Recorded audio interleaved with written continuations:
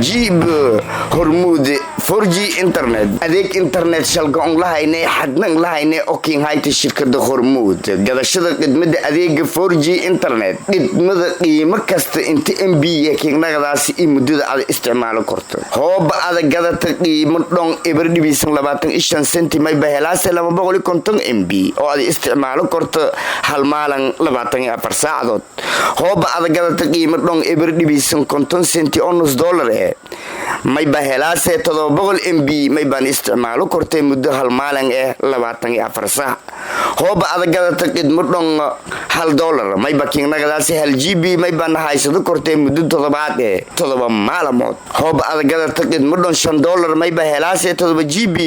may baan ka baashaalo kortay muddo 30 maalmood oo dhon ama hal bil hoob aad gadata qiimo dhon $8 may bahelaase 15 GB may baan haysado kortay muddo 2 bilood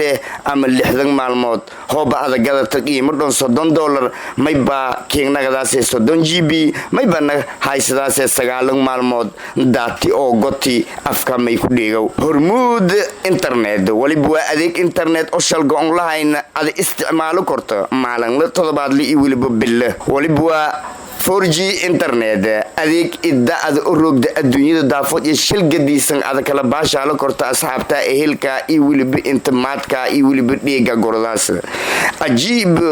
hormuud 4G internet waliba shirkada hormuud telecom Soomaaliya adduun dhawaaye waqti walba keela sabaasa adduunka horumari dadka ka nool ejinkaahe ilaahay dhaafa hormuud waliba baahabiide adeegyada shilgadiisan mujtamac yaanka taragali kaaso kolkii ada fadoobo ada osi eedebini weydine qalbagaaba oo ka dhiida kolkii bakiinshanaas haw macmiilki hirin ku dhariga adeegyada fayle mar walba shirkada hormuud telecom siinayta waanu ku dayma doornaatay adeeg 4G internet hormuud telecom